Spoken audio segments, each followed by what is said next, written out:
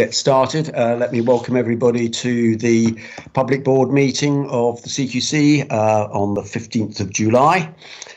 We have no apologies for absence. Can I ask if there are any declarations of interest that anybody needs to raise specifically in relation to this meeting? Excellent. Thank you very much indeed. Can I particularly welcome Lizzie Dobres, sorry, I pronounced that wrong, having promised Lizzie I would get it right. I got it wrong. I do apologise, Lizzie, but you're very welcome at the meeting anyway. As you know, please do feel free to contribute to the meeting. Lizzie is the co-chair of our Gender Equality Network, and it's representing the network organisations today at the meeting. So I think that's the preliminaries. The minutes of our June meeting, are they a true and accurate record of everything we discussed? Okay, thank you. So we will approve those. The action log had one item on it, and I think, Kirsty, you're just going to give an oral update on that, please. Yes, sorry, my system's crashing again. Yes, so this was to do with the registration record, how we record representations in registration. Basically, if we get a representation and it's upheld, that's actually a good thing, because it means that the participant, the registered person who's applying to be for the registration, has actually taken on board our recommendations and has corrected something. So that's why it reads like that, and that's where we'd like to keep it like that, if that's okay. Hopefully that clarifies the point from last board. It certainly clarified it for me. Is everybody else now suitably clarified? Thank you, Kirsty, very much. And I know you're having power problems, so thank you for being able to join us. Right, so unless there's anything else arising that's not otherwise on the agenda, in which case, Ian, can we come to you, please, for the executive team report? Thanks. Good morning, Peter. Good morning, everybody. This is a slightly longer executive team report than I would usually write, because I thought now was a good time to update the board and, of course, the public on our plans for the coming months. I think it's fair to say that that if you were to read the newspapers and actually go out and about, there's some degree of normality is returning to society, and I think we would all welcome that and see that as a positive. But I do think that COVID-19 is still present in a number of the providers that we regulate, and that we need to consider any action that we take in that context. I think we also need to recognise that there still remains a fair amount of regional variation, and I think we'll talk about this later on the Insight report, which is further on the agenda, that demonstrates regional variation in terms of numbers of cases and sadly death rates as well. So I think first things first, it's really important to acknowledge that there's been some really great work from providers and the teams that work within those providers.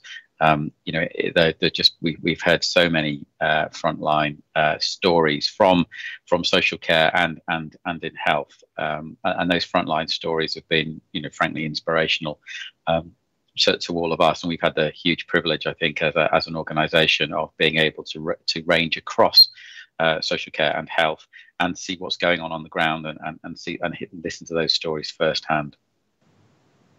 And in adult social care alone, for example, we've spoken to 20,000 providers over the last few months, and we've heard lots of really positive stories, alongside understandable caution from those providers about the next steps and those next steps out of COVID. And that's the environment we're working in. I think that environment of optimism, but also of caution as well. I think there is an understandable desire by the wider public to see an end, almost an event that marks the end of COVID and a return to normality. And our plans, I think, need to reflect that optimism in part.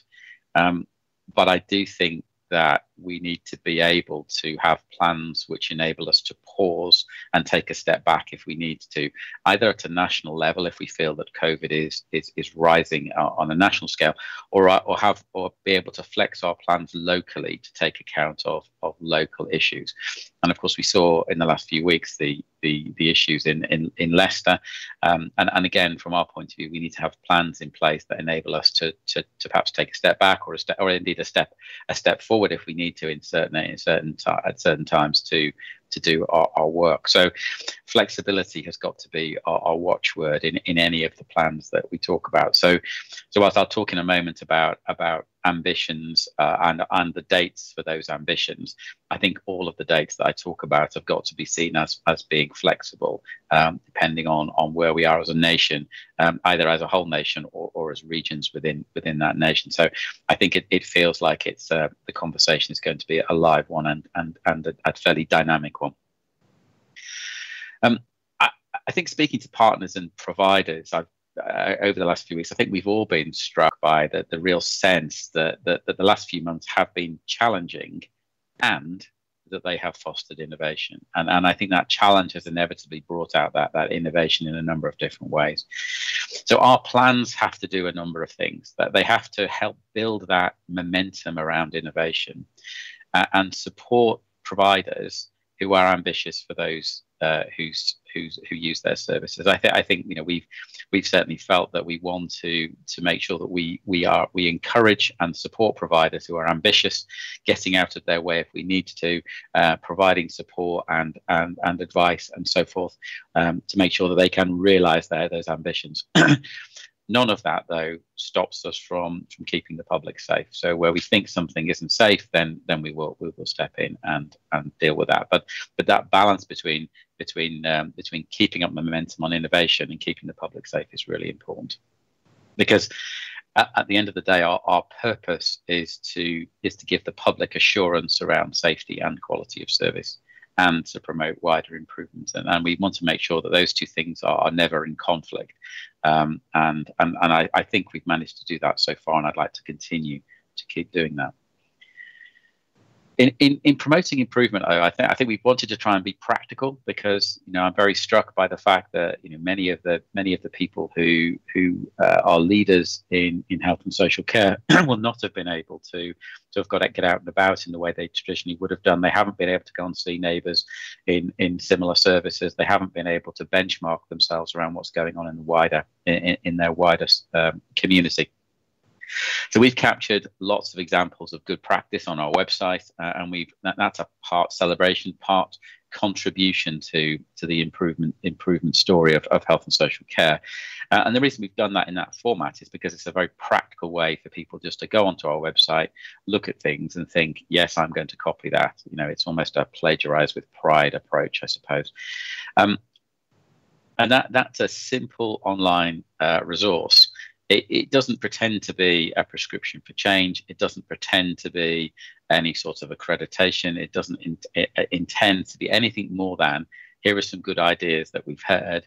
They might work in your context, and they're presented in a way that people can immediately use them. We've also internally completed some really important upgrades to our technology, and I know Mark will talk about this in a moment. And that has enabled us to do things quite differently. It's enabled us to work in quite different ways of working, in working different ways. It's enabled us to move at a pace that was just inconceivable even a few months ago. And it's also enabled us to begin to use data and intelligence more effectively. I think we are probably at the foothills of that journey, but I think the opportunities that we have, the infrastructure we've created, and more importantly, the relationships we've built with people like NHS Digital and our colleagues in the department and others, has given us an opportunity to do some really exciting things around how we use data, and also has given us some options around the degree to which we do or indeed don't go on site. I think, to be really clear about it, I think we will continue to go on site with providers. I can't see a situation where we won't continue for that to be an important component of what we do. But I think we can do a lot more remotely and digitally than perhaps we could even a few months ago. So I see the future year really as being in broadly three phases, and I loosely call them now, next, and future. Now is about continuing to regulate. Again, I think we've talked as a board before that we have never not stopped regulating. We've never stopped regulating. We have continued to regulate during this time period, and I think that's a really important public message. We may have stopped our routine inspections, but we didn't ever leave the pitch, and and we've done that in a series in a range of different ways. Initially, we were contacting providers and understanding what their needs were and understanding what was working well and what wasn't, and then we structured that into what we call the emergency support framework. And the emergency support framework is a series of rapid and structured conversations with providers that examine things like staffing levels, PPE levels, and other things that are getting in the way of their ability to cope and deliver basic services. We've continued to respond to information from the public and whistleblowers that has continued to come in volume. And we are continuing to promote our Give Feedback on Care service. And this week we launched a promotion in conjunction with our colleagues at Healthwatch England, the Because We All Care programme, and that was there to remind people that there is a channel for them to feedback on their care to us.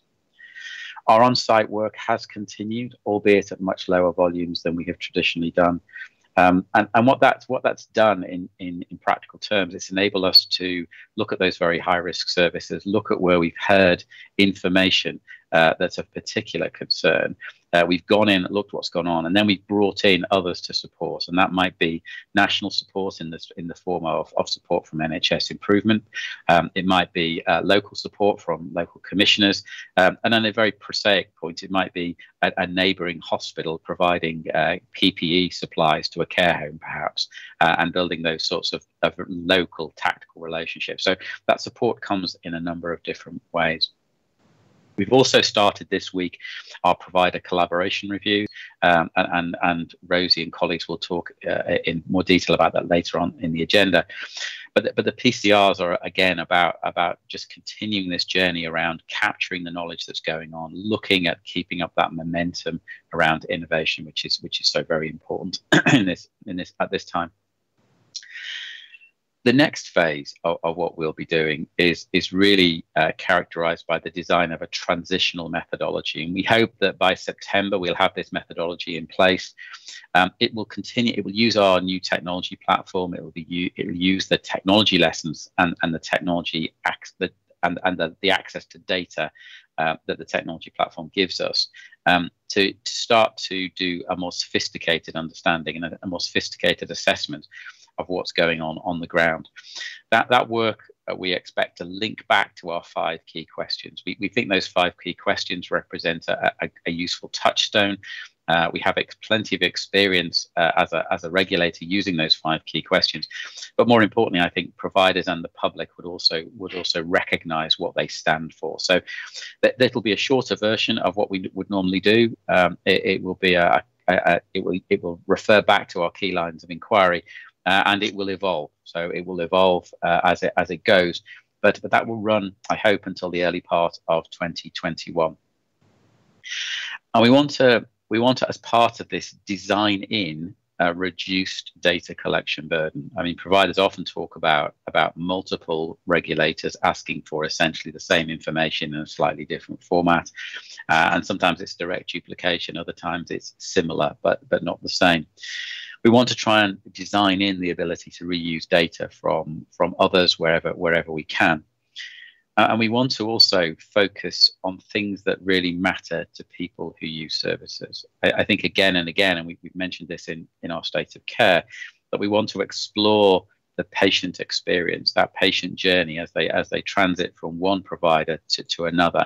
That's often the thing which actually really matters to people. It's not the actual performance, the standalone performance of an individual provider. It's how those providers work collaboratively that's really important to people. So we want to explore that as well. And then we look ahead into the future, into early 2021. What we want to try and bring together there is our new strategy that we as a board are working on at the moment, ready for early 2021. Bring together a future regulatory platform. And that will look quite different to our traditional methodology. I don't think that we will be writing the conventional reports that people might be familiar with anymore. We're looking for ways to publish material online.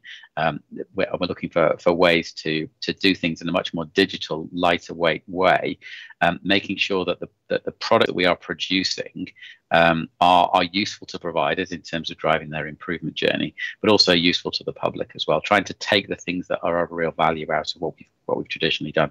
This is not designed to throw everything away that we've ever done before, but it is about building on what we've got and drawing out the key facets of our previous work. We'll continue to look for ways to reduce the data burden on providers, and we'll look to and I want to look for ways to share back the data that we have and the perspective that we bring. We have that privilege of perspective, I think, as a regulator, where we can see what everybody is doing. And I think the ability to present that back to providers in the form of benchmarking can be a very powerful way of people comparing themselves and improving what they do and delivering on their ambitions for the people that use their services. And I think the future regulatory platform is the practical means by which we are going to deliver the ambitions that we're going to set out in our strategy in 2021. And I think, you know, if when we take that even further, I think the new technology platform and that's this new way of thinking gives us opportunities to use tools like artificial intelligence in our assessment of risk, so we can be predictive in terms of risk rather than reactive. You merge that alongside digital regulation tools, apps, and so forth. It will enable our teams to focus on building relationships with providers and building relationships with people who use services. So we can blend the best of what digital can offer with the best of what person-to-person interaction can offer. There are, of course, I think, questions about frequency, about ratings, and so on. And we've not yet answered those questions. And I think we want to work through those with providers and the public during the course of the autumn. You know, I know people value ratings. I know both providers and the public value ratings, and I think they will have a place in our future. But the question is how and how will we arrive at those ratings? So I think overall, I'd say we're at a point now where we are starting to accelerate the work we had been expecting to do over the next couple of years. And I hope that public and providers, and indeed our own teams, will see the benefit of this work and the approach that we're taking, that now, next, and future approach. And I hope, you know, the end point, I think, is that it will enable us to be seen as an even more effective as a regulator, providing assurance to the public and an effective partner to providers in terms of their improvement journey. So I'm going to pause there, Peter. I know colleagues, Chief Inspector colleagues would like to just talk briefly about some of the work they're doing in their areas to support that overall ambition. So can I hand over to Kate in the first instance? Thanks, Ian. So if I just talk a bit about what we've done now and what we anticipate doing in the kind of coming weeks and months. So as Ian says, we've spoken to over 20,000 providers in adult social care, and of our providers, 45% of them have now had their emergency support framework conversations. So we are having regular conversations with providers where they are facing challenges, and we're making good progress on contact with all of our providers. It might be of interest to the board that we had a session with 1,000 providers on Monday to talk about our strategy, and in that I was opportunistic and asked providers to give me some feedback about their experiences of the emergency support framework, and I was pleasantly surprised with the flood of positive comments that came back from providers about their perception of it being working in partnership with their inspector, with it leading to action and it being supportive. So a really good framework that has provided some supportive monitoring conversations with providers during this time. And with that vast amount of contact we've had with social care providers, I can share with the board that the majority of social care providers have done an absolutely outstanding job in these unprecedented times, and I'd like to take this opportunity to take my hat off to those social care workers who have delivered with all of the challenges that they have faced. So the majority of social care providers have done an absolutely brilliant job during COVID and all the challenges it has presented. However, we have always said that we would go out and visit a service in person if we couldn't get the confidence and the assurance we needed through these monitoring conversations. So since the start of us stopping our routine inspections in adult social care, we've crossed the threshold. We've visited 73 providers where we had worries. 50% of those visits were triggered or contributed to by people from the public or people who work in care informing us about something they were worried about. So Ian's comments about our Because We All Care campaign and our encouragement for members of the public and family members, carers and people who work in the sector to tell us we want to know the good stuff, the bad stuff, the mixed stuff, because all of that helps inform our daily view of quality of care and risk. So a big thank you to everyone who has been in touch with us as an organisation, and please keep on talking to us because it does lead to action. So 50% of our physical visits were contributed to as a result of feedback from the public. When we undertook those 73 inspections, we found a variety of things, and the themes of our early findings are in our insights report that we will talk about later on in this public board. Not everything that we found was COVID related, so we found a number of themes would have been evident in providers we were worried about prior to COVID. So things such as effective management of falls, nutrition, hydration, pressure care. So we found a wealth of things. Our starting point is always how we can support the provider to improve the quality of care and keep people safe. But in some rare circumstances, we have taken action to close services down because we weren't confident, and that would have been in partnership with the local authority and the clinical commissioning group. But the majority of providers have done an absolutely exceptional job. In terms of what next, so we are currently planning and undertaking a series of targeted and responsive inspections in the coming weeks and months based on services that we are categorising as high risk. So we've got 156 booked in the diary, but that number will go up, and that's through the rest of July and August. In terms of what constitutes a high-risk service, myself, Ted and Rosie have worked closely together so that we are all looking through the same lens of ingredients such as whistleblowing concerns, safeguarding alerts, concerns from stakeholders, feedback from members of the public, concerns about whether a service might have a closed culture. So all of those things are informing our inspectors to take a consistent approach in making decisions about where we want to go out and see a service in person. And every time we cross the threshold, we are having a specific focus on infection prevention and control. So we will have that focus when we go out to the services we're worried about in the summer.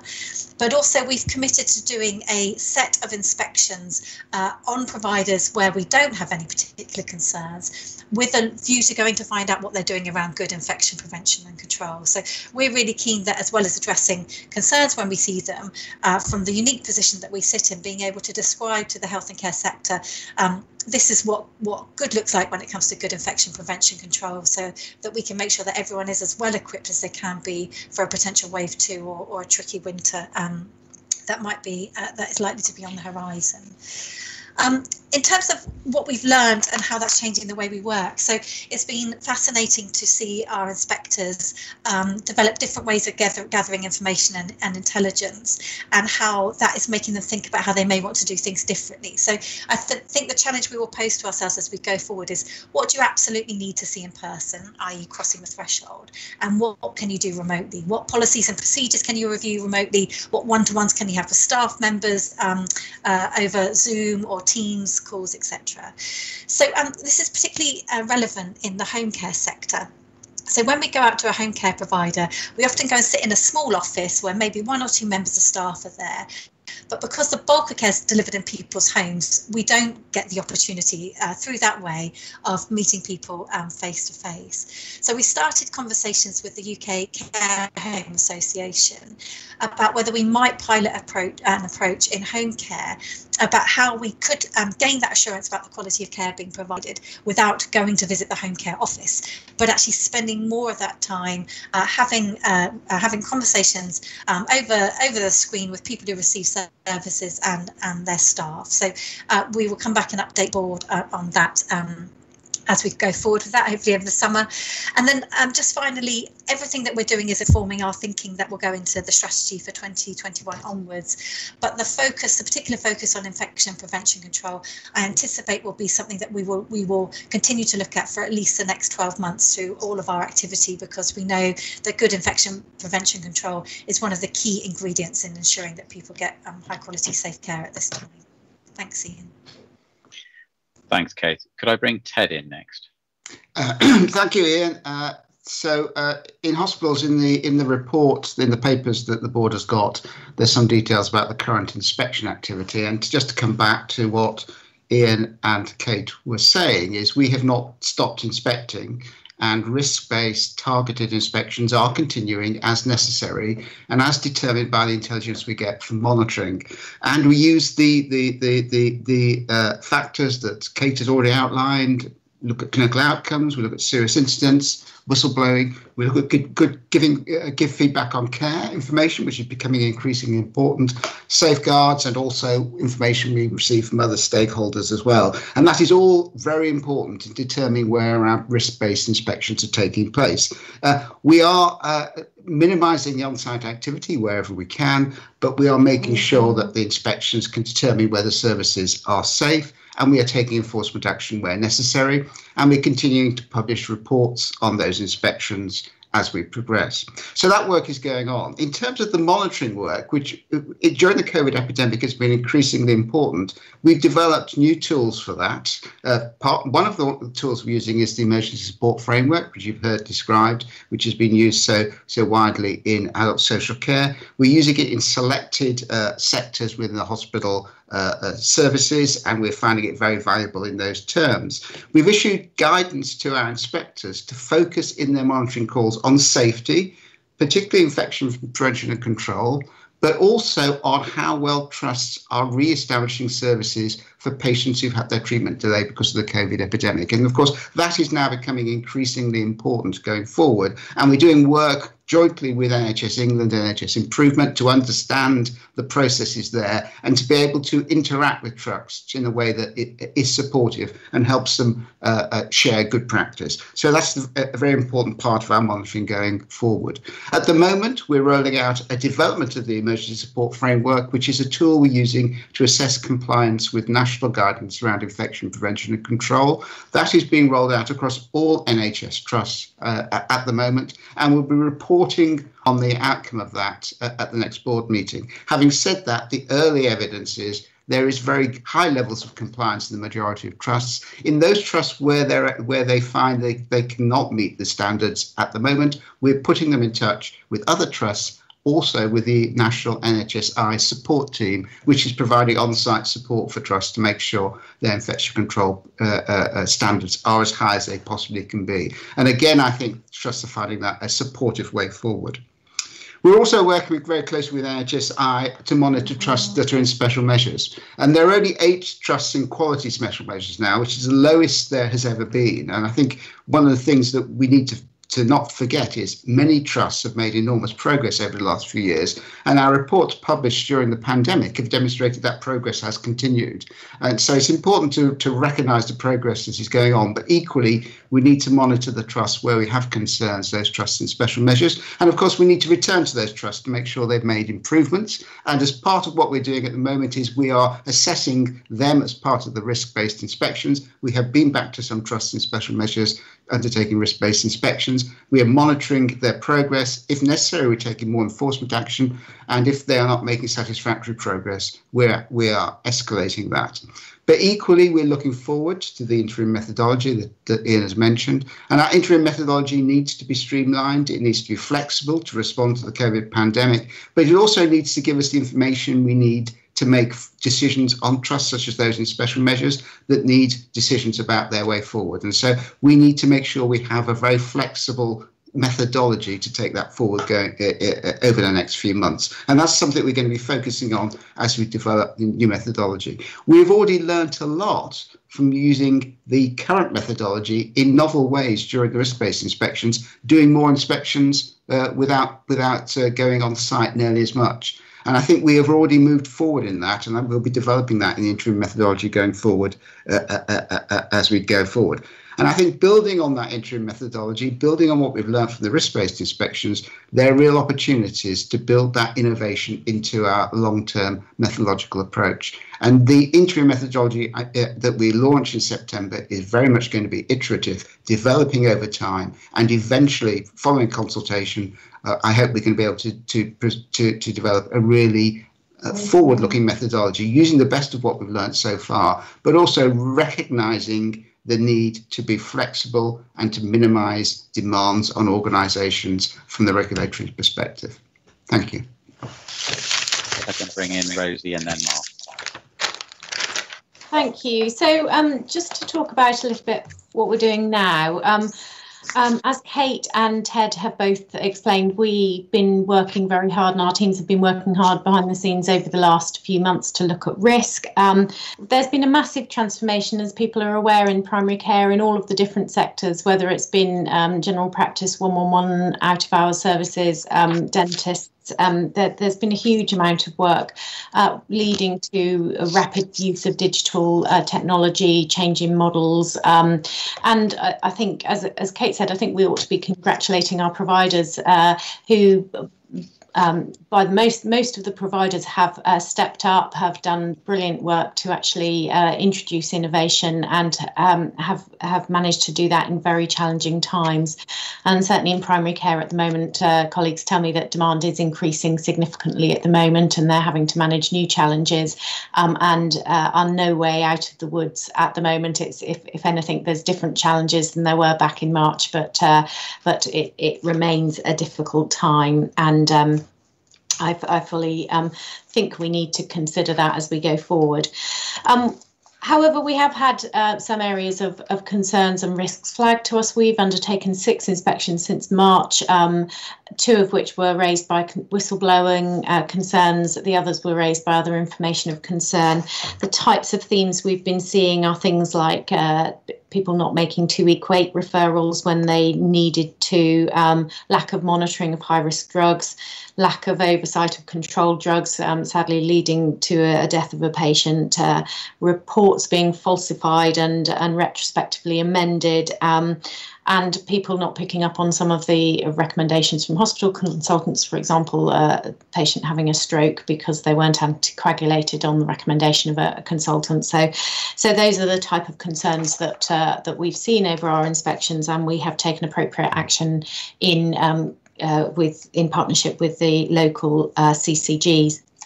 The other things we're working on at the moment are around infection prevention and control, and we're working to support the insight work around that.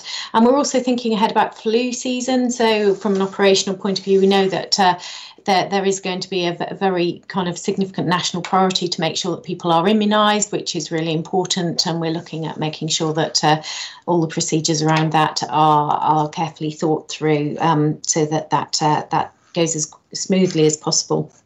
In terms of next steps, so we're working very closely with our stakeholders, particularly in general practice, to look at how we can think through our regulatory transitional approach. We're supporting NHS England with their bureaucracy review, and as has been mentioned earlier, I think there is an opportunity for us to continue the work on looking at how we work with the other regulators to make sure there isn't duplication, and we're certainly working with the other regulators around that. We're also, we've rolled out, we've been looking at a pilot, and we've actually had our first experience of being able to access GP records remotely, which I think has been very successful. It's meant that we've been able to look through patient records with the correct controls in place and the correct all of the correct governance arrangements to make sure that it's done in a correct way, which has enabled us to explore safety in areas that we've got immediate risks and immediate concerns without actually being on site, and that's something we're working on to look at how we can take that forward as part of our assessment process.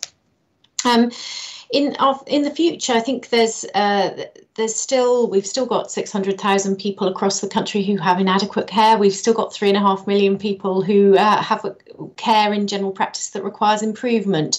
We need to be looking at how we can make sure those practices get the support they need to improve, and we need to continue to work, particularly with those areas of concern, to look at actually how do we make care as safe as possible. And I'm having those discussions with other stakeholders at the moment. We'll talk about provider collaboration reviews in the future. I think that there's something that they're a really exciting opportunity, and they're on the agenda later. And finally, on a different point, I just wanted to flag in the executive team report the Defence Medical Services report that's mentioned. And I just want to take this opportunity to say thank you to the Defence Medical Services team.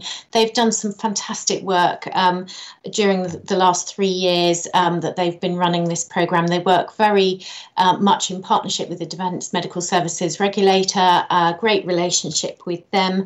And actually what the report demonstrates, it's an excellently written report, and it demonstrates the improvement that has happened for people for armed forces personnel and their families who use services over the last three years since we've been involved in that programme. So thank you to all the team involved with that. Thanks, Rosie. If I just hand over briefly to Mark before handing back to you, Peter. Thanks, Ian. So just to talk a bit more about some of our digital work. We've had a significant investment in technology to support the organisation over the last year, and that's really now starting to bear fruit and deliver what is an increasing digital capability across CQC. Our Digital Foundations programme is nearing its successful completion now. Last year we completed a lot of work to introduce modern productivity tools such as Microsoft Teams and SharePoint, and that's really supported us in this time now where the organisation is as everyone is working from home. And last month we saw the successful implementation of a new capability to support our staff, a new customer-focused modern service desk, and also through greater security through a new and transparent security operations centre. And probably the biggest Digital Foundations enabler that we've completed is a set of changes that allows all of our applications and services now to be operating from a secure, a highly performing and scalable cloud environment in the Microsoft Azure estate. Now that investment that we've made in technology also extends to a new Microsoft Dynamics 365 platform, which has given us this new capability to deliver robust, scalable solutions at speed, which has been particularly helpful in the period that we've been working through recently. We've got a new Dynamics implementation partner on board, KPMG, that's really helped us build the capability to enable us to deliver support for the testing work that we've done for the home care surveys, and underpins that emergency support framework that we've been talking about, and enabled us to do that in an incredibly short period of time. And this Dynamics platform is what will underpin our ongoing regulatory activities. It will underpin that interim methodology that Ted was just talking about, and it will create a new technology solution for all of our regulatory needs, a regulatory platform that will bring together all of our data to allow more advanced analytics, enable us to innovate faster, experiment, and deliver change in an agile way. So we've got now that solid foundation that really enables us to move forward and support the organisation's ambitions, be flexible to deliver those solutions at pace in response to our regulatory activity as we continue to do our work. Thanks, Ian. Thanks, Mark. So, Peter, I thought we just take that opportunity just to describe that now, next, future thinking over the next year, and we're open to questions from colleagues. Thanks, Peter. So I'm just exhausted listening to all that's been done. It's fantastic, everybody. Thank you very much. Jora, you wanted to come in. Yeah, I mean, I think I agree with your comments, Peter. I think it's amazing what's already been achieved, and quite excited about where we're headed. My question was towards Ian and maybe Chris. You know, if you're a member of the public, sort of the words may be a bit overwhelming, and sort of like, but what are they doing next, and what are they doing now? Is there some thought about how you can make this really? I mean, we're finding it, you know, sort of incredible transformation that's quite digestible and easy to understand and comprehend, and impactful as well. Is there, you know, equal thought gone into how we're going to communicate this outwards to the public?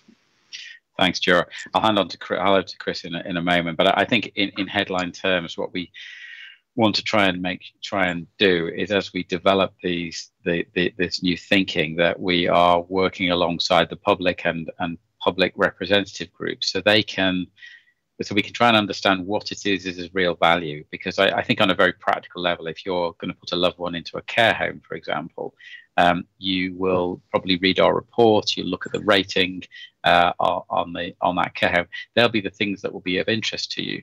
Do you just read the summary, or do you read every single word of the report, and do you understand every single bit of it? And I suspect people tend to read summaries, they tend to look at ratings, and they make judgments based on that. So I think what we want to try and do as part of this next phase is to work out what people really value, and do more of that, and then the things that people don't value so much, we do less of that. So I think we want to keep delivering digital products which people can look at and make judgments around, but at the same time capture that information to help services improve in a much more structured way. Chris, I don't know whether you want to talk to that a bit. Yeah, just to build on that, really, I suppose what you're hearing, Jora, is the what and the how. And the conversation we've had with public groups and indeed with provider groups is very much focused on the what, to make sure. So this what you're hearing in a sense refers back to conversations that we've begun with provider and public groups over a number of months. And some of the issues around how we provide more timely reports, how we provide more information that's of use to people who use services and drives improvement in providers, is exactly the conversations we've been having with provider and public groups. And I guess when you hear what and how together, it does seem, you know, quite significant. But I think what we've tried to do is focus on the things that we know add value to both the public experience and the provider experience of those services, and our conversations with providers and the public. And actually, what we really found is there's a strong sense of common purpose between what the public wants and what providers want as well. So we've tried to put those together and talk about what we intend to change. And what we've been trying to do is use simple narratives to describe some of the changes that we want to put in place. As Ted said, this will be a developing and a testing period. So what we want to do is to develop this. We developed it with the emergency support framework, and the conversation we had with public groups and provider groups around the emergency support framework gave us a framework for what we wanted to do there. As we move into our provider collaborative reviews, we've again been having those conversations with those groups, and both of those will inform our thinking both in the autumn as we prepare for the new strategy and for the new strategy itself, which will launch at the beginning of next year. So I think we'll focus very much on what we also need to describe to you as a board is how, and I think it's important that we give a sense of not just what we want to do, but how we're going to do it. Ted. Thank you, Peter. I mean, just to follow up on that, Kate was talking about the strategy session she'd done earlier this week. I did one yesterday with a similar number of people, and there's a really powerful message that I led in the strategy group, but equally got back from the from the delegates, and that was if we can see services through the eyes of service users and see what's important from the eyes of service users, that could be transformative, both to us as a regulator, but to the services themselves. And I think that's really powerful. And we've got to start doing that in our new methodology. I mean, clearly, this is a big undertaking, and it will take time for us to do it really well. But we've got to start doing that. If you look at what we do at the moment, I think a lot, certainly in hospitals, a lot of our inspection and reports are very focused on what the provider wants to know, not what the public and service users want to know. And I think if we can move into that, it'll be transformative. Thank you, Ted. Robert. Managed to unmute. Thank you. I had two questions, one following on from what Ted and Chris have just been saying, and one about hospital discharges to care homes. I absolutely endorse the idea that what the public probably want most of the time is an overview and a rating and so on. But different parts of the public are going to actually have different needs, and we need to reflect that, I would have thought. So if, for instance, I have a relative of mine in a care home and I'm a bit worried about what's going on, I might actually want a bit more detail and access to it. And I would have thought it's beyond the wit of Mark and his colleagues to ensure that people can dive down into some detail if they want it. And I'd like that assurance that that's at least being thought of. The question about hospital discharge is this, that at the beginning of the COVID outbreak, there was concern about emergency discharges in very short periods of time, allegedly leading to infections in care homes. That I think has subsided as a concern. But it strikes me that it's an example of the need for us to work across the inspectorates, in the sense that there are two sides to that equation, the hospital and wherever the patient might be going to.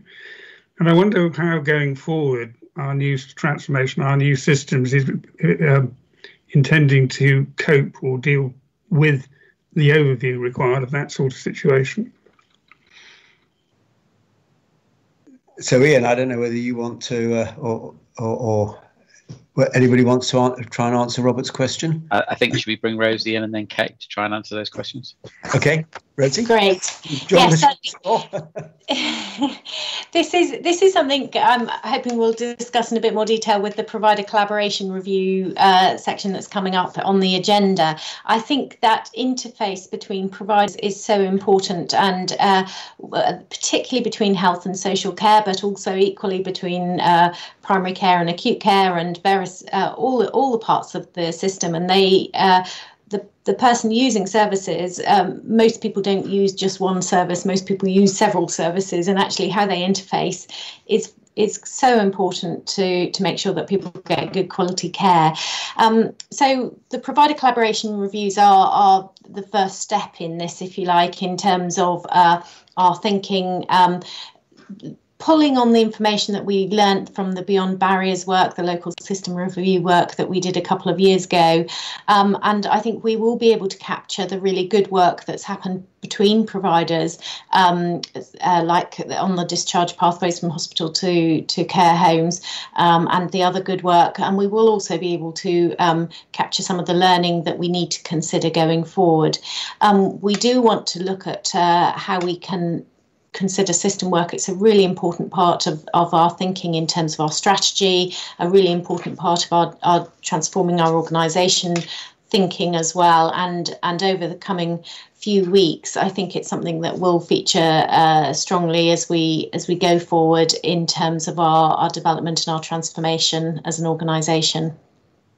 I don't know if Kate or Ted want to add to that. So just very briefly, so, I think we want to regulate through the lens of the person who uses services. So I think, Robert, we will always want to hold individual providers to account for their individual quality of care. But I think as we move forward, we want to place an increasing emphasis on, in addition to providing good quality care in your GP practice or your home care agency or in your acute hospital, we also want to know how you're working together in partnership with other health and social care providers to ensure that people get joined up care. So I think we want to have that dual focus on individual accountability, but also demonstrate to us how you're working in a way with other health and social care providers to ensure people get joined up care. Ted, and then I come back. Yeah, but just quickly, because I just endorse everything Rosie and Kate have said, but just in the board papers, there's detail about the inpatient survey, which we published last month, and this is a survey of 77,000 inpatients, so it's a really important test of people's experience of care. And for the first time, we analysed it looking through the eyes of people who declare themselves as frail. And what's very interesting, and it comes out of this survey for the first time, it's a demonstration that a third of people who see themselves as frail do not get the support they expect and need when they are discharged from hospital. And that's a really important finding. And it comes back to actually looking at services as they're experienced by individual patients, not as they're provided. And I think, this is a real challenge for us as a regulator to understand how services interact. And I think that is a very important part of our work going forward. So, Robert, can I come back to you? I mean, you had two questions, and then we'll come back to your first question. But does that answer your? I'm encouraged, of course, by everything everyone has just said. But one of the things that it strikes me is we would be struggling at the moment. Excuse my voice. To fit all this into our current regulatory framework, and I wonder whether it doesn't show really quite an urgent need for some sort of revision of our powers, because it's all very well saying you're going to hold an individual provider to account when actually the problem is a systemic one. So, of course, each provider has their part to play in that. But it doesn't seem to me that's necessarily the whole of the answer, and everything you say supports that, I think. I agree. John, did you want to come in on that, or was it a different topic? Different point. Okay, so can we just, Robert, you had two questions. And the first question was you were looking for reassurance that the slimmed down reports, if that's the right way to describe them, will have the information that different people will need. And I hope the report does, or there is access in some other way to that information. Yes.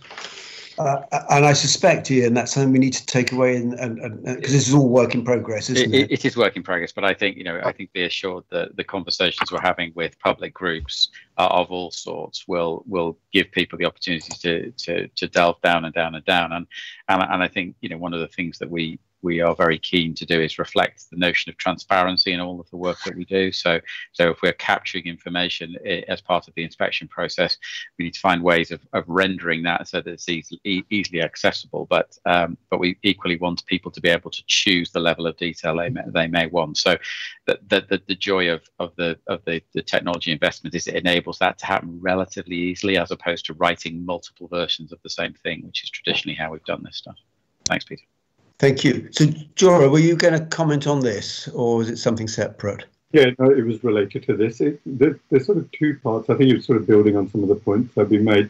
There's sort of a consultation with public groups, but that's less emotional, I think. I think it's actually when you're using the service and you're going through the service that you're actually saying things like, is it caring, is it responsive, is it effective, and is my loved one being cared for? And have I got a voice that, I don't know where to go. I don't know how we capture that, to be honest with you.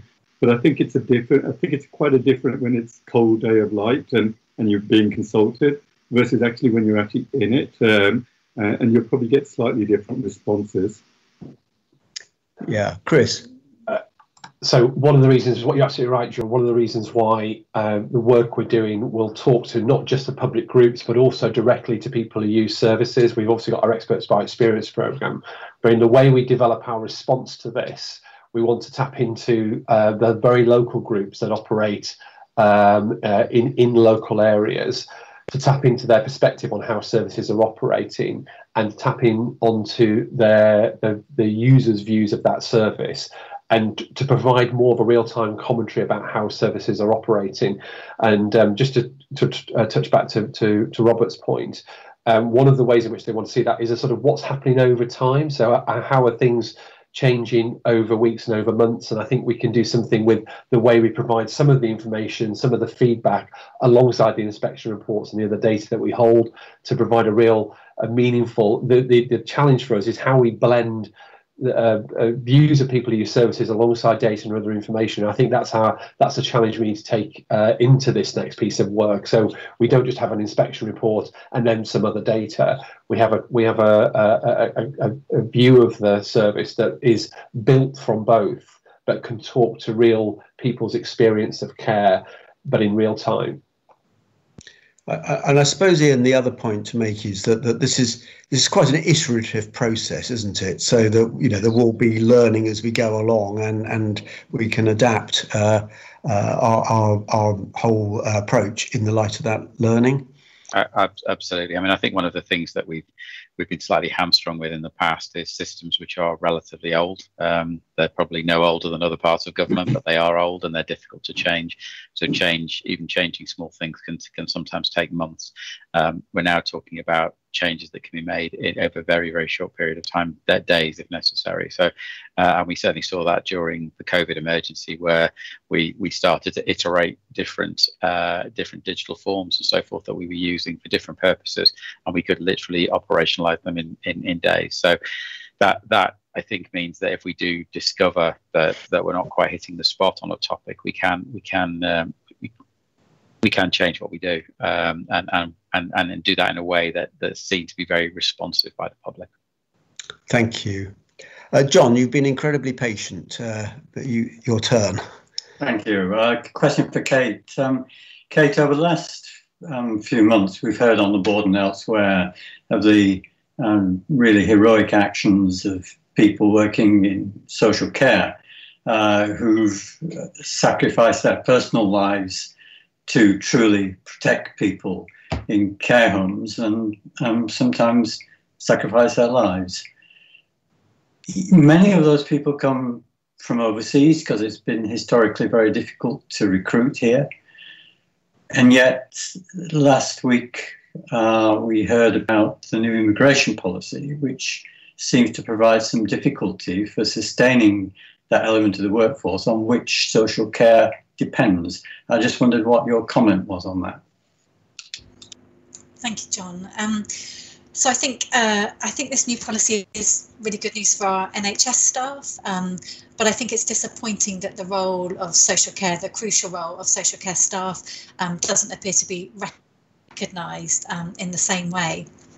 I think we were all hopeful that a legacy of this pandemic needs to be proper long-term sustainable funding for adult social care, but also appropriate reward, recognition and career progression and opportunities for our social care workforce, who alongside the NHS have gone to extraordinary lengths to protect those people. So I think the potential impact of this decision and what it may have on our social care sector, which is already struggling, and about 1 in 6 of care staff are non-British, I think is deeply, deeply concerning. Okay. Anything else on anything we've covered so far, or are we happy to move on? Peter, it's Paul. Could I? Oh, sorry, yes. Sorry. Sorry, my hand signal isn't working. I just wanted to come back. I mean, the conversation that we've been having and the explanations that are coming from the executive have been tremendous in terms of the ambition for change and the agility and the drive towards it. I just want to come back on timescales around it, though, because I understand sort of the 3 bits of now, next, and future, but what can we expect to be in place in early 21, which to me sort of suggests January, February? Aren't we expecting the whole new systems, processes, etc., of inspection, rating, and so on to be in place at that point in time, or is it over a couple of years from there, or what? I mean, just so we know where we're going on that. Thanks, Paul. I mean, I'll bring Mark in a second, but I mean, I think in essence, I would expect us to have got our initial policy position in place, that we'll have a position on ratings and frequency and those sorts of things. And over the course of the next couple of years, we will iterate that as we go along. I mean, there is the usual sort of COVID and winter flu-based warnings that underpin all of this. So we may have to shift things about. That's why I'm deliberately using fairly loose language around early 2021, because it may not be January, it may be March, but I would like to get. I see this as an iteration from where we are now to something which is a bit more sophisticated, and then my expectation is that what we see in 2021 will have a read back to the transition methodology. We'll be able to see that there'll be some familiarity with that. I doubt it's going to be completely different, but it will have more and more features to it. That's our current thinking. But I do want to stress that I want to be in a position to talk to providers and the public around the attributes and the components of a methodology which are most important. Try and get those in place first, and then build on detail after that. I hope that makes sense. Mark, I don't know whether you just want to come in terms of your thinking. Yeah, I mean, just to support that, if we look at our overall large program of work where we're looking to replace all of our existing legacy systems with new modern technology, that's a 2+ year program of work. But the advantage of the Dynamics platform that I've described before is that it allows us to stand up using some core foundational kind of pre-built components, new products very quickly. So if we can, what we can do is support the business in the way that we change, the way that we develop very quickly with an initial product that can then be iterated and changed very quickly. So the interim methodology that Ted's been talking about will be fully supported by the technology that will allow us to capture information, will be able to allow us to publish information as well, and be able to deliver that according to the timeframes that we've talked about, and it will extend and develop on time as our regulatory approach changes. And I think just to add to that as well, I think my ambition is that we have good connectivity with other people in a sort of almost a data bubble, as it were, with colleagues in NHS England, NHSX, NHS Digital, and so forth, and other entities over the course of time. So some of them may not be ready to work with us initially, but if we can create that data bubble idea where people are inside the tent, as it were, we can work collaboratively with a range of partners, and of course that will in the long term enable us to deliver new and different services and deliver our services in a much more streamlined way. But certainly in the short term, the experience of our inspectors, we're trying to streamline that with the new Microsoft technologies, and then deliver the products to the public in a really straightforward way. The fact that some of the wiring behind the scenes, as Mark described, may take us a couple of years to fully exit is a problem for us to manage behind the scenes, really. Thanks, Peter. Could I come in? Yes, please. Thanks. Yes, it was really encouraging to hear about the plans for sort of regulating through the eyes of people using services and the whole range of ways in which people's views can be heard. I've got two questions. One is, where are we at in terms of how people who fed in their views know what happens next to those views? So, for example, if people use the give feedback on care, and I mean, it was really good to hear about the inspection activity being triggered by whistleblowing and by feedback from members of the public, for example. But I just wanted, because I know we've discussed this in the past, I just wondered where that's reached. And my second question is, over the last year or so, we've placed an increasing emphasis on human rights, and it's mentioned, for example, in the report in relation to closed cultures and the training that's been going on with large numbers of staff on identifying risks in closed cultures and intervening effectively, etc. But also, I know in our mental health work, there's been a big focus on a human rights approach. I just wondered, during COVID, we know that there have been some greater restrictions, some greater use of blanket policies in some settings. And I just wondered how we've used that human rights lens, if you like, and whether there's any learning from that we need to take forward into our future plans. Peter. I know Kate will want to pick that up in a moment on her section in the next part of the report. Would it make sense to take any questions from this first part of the report before we move on to Kate's next section? Yes, let's do that. And Kate, you can pick up Liz's point. John, your hand is up, but I'm not sure if that's just left up from before or you want to come back in. It's not up anymore. Fantastic. Quick reaction. Does anybody want to come in on anything that we've discussed so far, or shall we move on to Kate? Okay, Kate, please. Lovely, thank you. So I'm just going to update you on our closed cultures work. So in your papers, you will see an update on our plans around supporting our staff to have training around our supporting information guidance. So this is guidance that we developed at pace in autumn, and then we spent a bit more time involving stakeholders, people with lived experience and families in a refreshed version that we published in June. We made a commitment that this training would be mandatory for all relevant staff, and as of yesterday 1,899 of our staff have had the training, and all staff who need to have the training would have had it completed by August. So that's where we are on that front. We are really keen that the closed culture work, this is such an important agenda.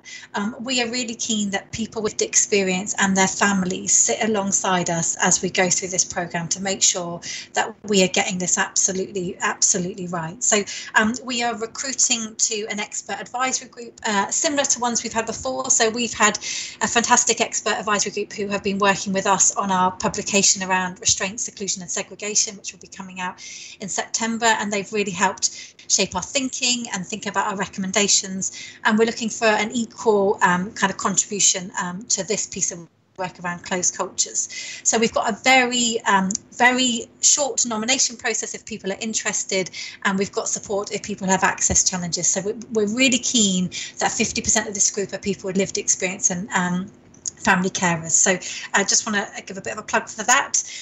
The final thing on this before I just respond to Liz's comments. So we're doing some work around surveillance. So we know surveillance is a hot topic. We often have a colleague from the public ask us questions about where we are with regard to our surveillance policy. Again, this is something that we're taking very seriously, and because it's so important, we want to make sure we get it right.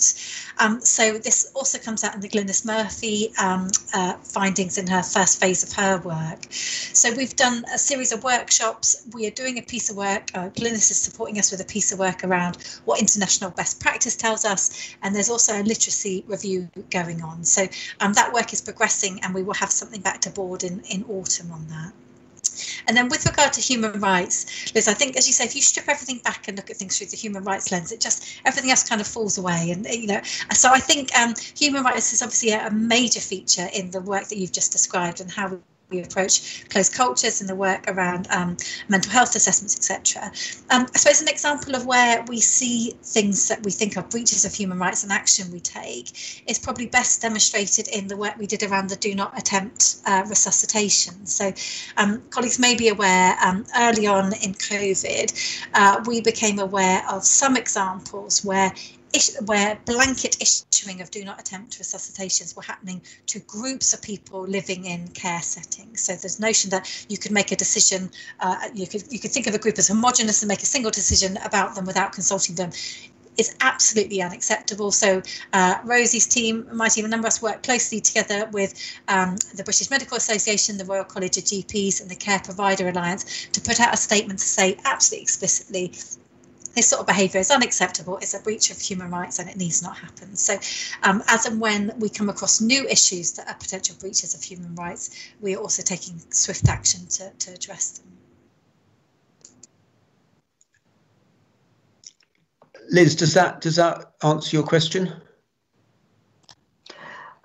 Yes, thank you. Yes, it does. There was a first part to my question, which was about how, but maybe Chris would or somebody else would like to answer that, which was about how people who've given their feedback know what happens to it. So I think it's a really important point, Liz. So as you know, we've been through the Give Feedback on Care pilots, we've been making sure that inspection colleagues determine how that information has been used. And I think our ambition with that work is to be clearer and clearer about what action has led to what action has led from the comments that have been made, and we're looking at how we can provide potentially updates on information we've received as part of that. I described earlier as that sort of always on view of quality of an organisation. So receiving comments and the action that we take is more clearly understood for individual organisations and local systems as well. But at the moment, we've got that in for give feedback on care. I think our ambition, we should think about how we can use that more generally with whistleblowing, with safeguarding, with other information that comes in, but provide one member of the public talked about a timeline for that organisation, so you can see the things that have happened over a period of time, and also include things like, for example, registered managers changing and the implications of that. So that's some of our ambitions. But as Ian said earlier, we want to develop that thinking over the course of the next few months. But I certainly think the ability for, if people are going to offer their views of services, it's important we can provide the response back to them, either individually or collectively, to show what we've done with that information. Ian. Thanks, Peter. I think, just to build on that point, I think one of the interesting things about feedback is people often initially give it to us anonymously. So actually providing feedback directly on a personalised basis can often be quite difficult. We've made an effort in some of our public communications more recently to start to talk a little bit more about the amount of work that we do that is based on feedback or whistleblowing and so forth in a much more overt way, but that's still quite generic. I know in other settings, for example, if you give blood, you're sent a text message to say where your blood has gone to, which hospital it's gone to, and that creates that closed loop. So we've been thinking about how can we create that sort of automated closed loop so that people can start to understand the value of the feedback that they're giving us, even if the answer is pretty generic, but they get some kind of personal contact that there's a sense that what they've done has added real value. So I don't think we're there yet on that, but it is something that's definitely on the high up on the list of things to do. Okay, Liz. Okay, Liz is smiling. Good. Thank you, Liz. Ian, should we move on? Is it to Ted? It is, yes, to Ted. Ted. Thank you, Peter. So in light of the time, I won't reiterate points I've already made about the inpatient survey, which is important, but can I just highlight also, as detailed in the report, the work we're doing with emergency medicine, senior emergency medicine clinicians from all over England, preparing for next winter.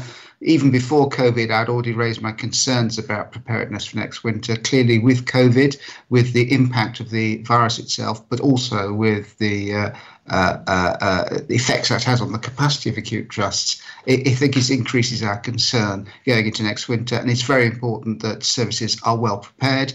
We're working with the clinicians to understand best practice, to understand innovations they brought into play, both within the emergency departments, but also within the hospitals themselves, and working with other parts of the system. And we'll be sharing that best practice to make sure that emergency departments have the best background for making preparations for next winter. And I think that's really going to become increasingly important over the next few months.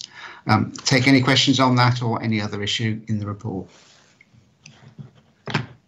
Anybody want to come in?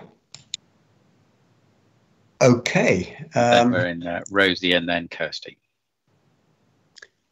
I don't have anything additional from what I said earlier. Right, Kirsty. Thanks. Coming off mute. Thank you. So I just wanted to, I'm going to just talk through some of the people bits, and then I'm going to hand over to Chris, who's going to pick up on the performance. So the people report pretty much is as read, but I just wanted to highlight a couple of areas, or draw your attention to a couple of areas. Our people plan, which has come to this board before, was launched within the organisation on the 25th of June. Just as a recap, this is a holistic plan that looks across the whole broad spectrum of the people agenda to ensure that we have both the culture, the skills, the capabilities in place that we need now and in the future. And I think it's a very exciting time in HR that we're taking this sort of holistic approach to moving things forwards, and with that real aim of creating that truly inclusive organisation as well. So I think that's a really good success point to have got that to launch, and there's quite a lot of work going on already within that. So it's not just the start of the process; we're well on the way with that. I just wanted to also draw out the work we've been doing on the success profiles. This is a piece of work which is a really inclusive piece of work. We've had many workshops across the whole of the organisation, working at different jobs and different grades, where people have all come together and they've talked about what success looks like in their roles on a number of fronts. And what we've managed to do is pull these together now into a set of job outline job success profiles, which we are now just about to finalise, and we're going to now go out to consult with our unions and our networks and our colleagues on finalising these. I think these are going to underpin quite a lot of our future work around talent, around performance, and also around progression, really setting out those behaviours we expect to see at the various levels. So it makes it really transparent for people about what they need to do and how they need to behave to progress within the organisation. So I think it's a really good with getting this landed, and so that will be ready to be launched in October. We've also made some really good work around reviewing our policies. That work is ongoing. We're rolling through our policies at a batch at a time, and we've nearly finished the first batch. And then I also just wanted to highlight as well the work we've been doing around our professional services, professionalising regulation services training. We have now had that first cohort go through that piece of training, and that gives our inspectors a formal qualification in regulation. It's really an important way of starting to recognise that the skills and professionalism of our inspectors, and it is a nationally recognised qualification that is portable. We are now going to roll that out across the majority of our inspection workforce over the coming year, and I think it's really going to help us drive that professionalism that we know we already have, but sort of quantifying that going forwards. So that's all I want to say on the people. I'll just move on to the performance, and if anyone's got any questions, maybe we could pick the people and the performance bit up at the same time, if that would be okay. Chris is going to talk mainly about the performance, but I just wanted to touch on reg performance. As we've talked a number of times in the board, we are transforming our registration services both through a new digital service, but actually also looking at how we organise the registration teams to ensure that we can deliver excellent service. We have split out our applications into those more simple, straightforward applications, and then into those complex ones, and allocating resources accordingly. I think we are making some really good progress with the performance around particularly our simple applications. We've now got those down to on average of 26 days, but some of those applications are being done within NCSC. They're sort of administrative type activities, and we have now managed to get those down to an average of 6 days compared to a KPI of 20 days. And I think that's just worth noting, that really stellar performance there from the NCSC registration team. Our complex applications, we don't have very many of those. We have about a few a month that we process, and we are starting to work through the process of driving down those. That very much is much more of a collaborative effort between ourselves and the provider as we iterate through their applications, making sure that we've got information and moving that backwards. But I'm hopeful that we will get that time taken to get those down through some of the process improvements we're making at the moment. That was all I wanted to say on reg. I'm going to hand over to Chris now, who's going to pick up the rest of the performance, if that's okay. So Chris, over to you. Thanks, Kirsty. Yeah, so I'll keep this brief because we'll do a proper thorough review of performance as part of the Q1 pack next month with the full pack. So there's just a dashboard included for now. So just a few areas to mention for me. Obviously, Kirsty's covered registration. So first, rating following registration. 66% of new providers have had a good or outstanding rating when inspected within 12 months. That's against a KPI of 80%. So it's one under review, but I think there's relatively low numbers proportionately there, which is to be mindful of. Registration representations, 79 registration representations received over the last 12 months. 82% of the notices have been adopted following representations, compared to a target of 90%, so just below where we want to be on that. A good news story on safeguarding continued to perform well in terms of alerts recorded within 1 day is 97% against a target of 95, and concerns within 5 days is 98% against a target of 95. On a report writing, our KPI here is about improving on where we've been before. So ASC is just slightly under in terms of an average days to complete reports, with 30 days compared to 29 in 1920. Similar story in PMS, just 1 day out, 32 days on average compared to 31 in 1920. In hospitals is the other side of that target, so 51, an improvement on 52 as an average days in 1920. And the last bit for me, just in terms of our money, our revenue side is revenue expenditure tracking green. We're still doing work to just understand our likely outturn for the year, to understand the impact COVID's had, both in terms of our expenditure, but also in terms of the income we anticipate to receive. On the capital side, we already had a slight pressure at the start of the year as we manage our portfolio. I think we're expecting that our response to COVID will increase this pressure on the capital budget. So it's another one that's under review. So that's it for me. Happy to take any questions. Great, thank you, Chris. Mark Saxton. Thanks, Chairman. Kirsty, thanks a lot for your very full report again, but just like to comment on the people piece, if I could. Great to see the people plan being launched digitally. As you know, that came to CQC subgroup, and we heard a lot about the developments during this period. The people analytics and hub, that seems to me a really big development for the organisation to have more metrics around the people agenda than we've been seeing in the past. And so I really hope that we get some exposure to that at the board level. And then finally, just to say that the well-being piece that the committee is going to be looking at, you know, I'm sure this is relating to the challenges of home working, the challenges for all our employees for crossing the threshold. But again, I think that will be a very interesting piece of work for us to hear more of once they've gone through it. And I'm sure, in addition to that, the experience, the strategies and policies that we will move towards, I'm sure will be very useful for providers as well.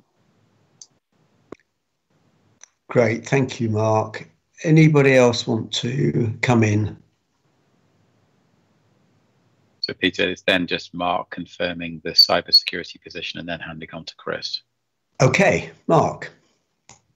And I can confirm there are no issues to report this month. Perfect. Chris. Okay, very quick, just conscious of time, just going to give a couple of updates, one on parliamentary activity and a bit on the new campaign. So parliamentary activity first. We've been briefing both Health Select Committee members, the parliamentary ministers of state, and also the shadows on our response to COVID, and we continue to get requests for individual briefings from MPs. We've had about sort of 60 or 70 of those in the past 4 weeks, so we're to continue to give our understanding about what we are doing now and what we intend to do next, and those have been very positively received from the individuals that we've spoken to.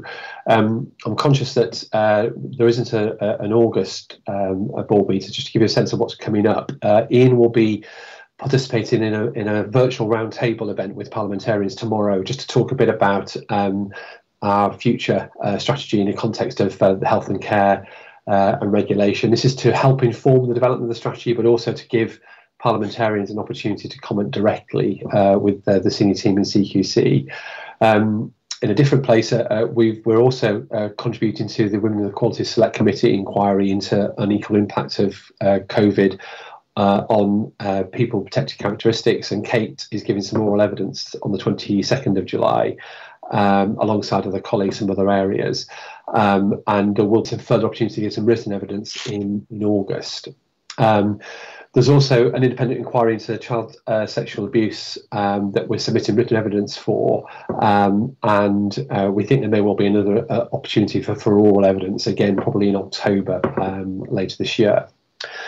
The other thing I wanted to mention, we mentioned it a couple of times, but the Because We All Care campaign has been, for me, a tremendous collaboration between Health Watch and all the local health watches across the country, and also 10 of the main national third sector charity organisations that support different groups of people.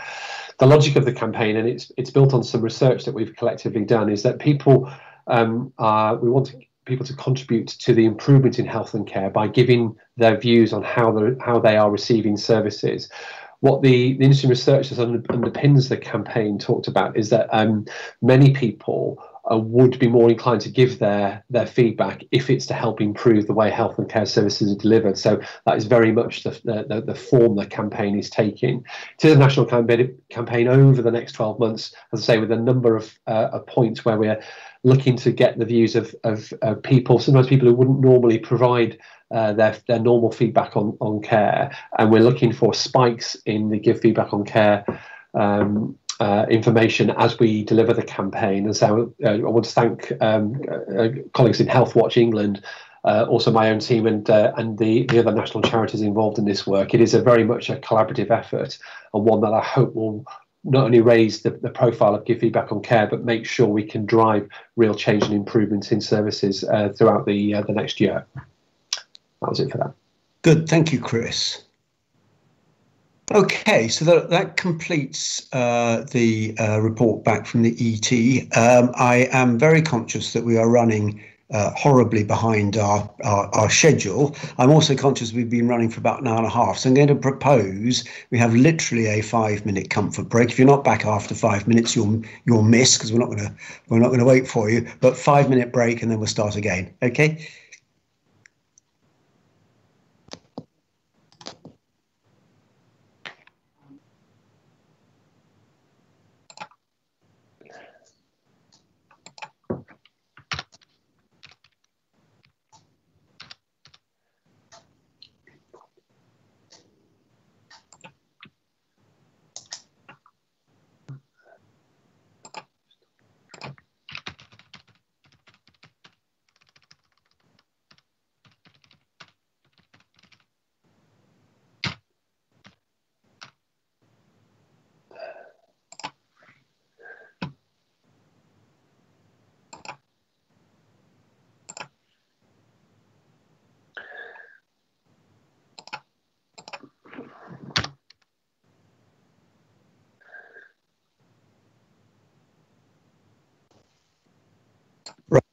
Safe and secure now, Ian.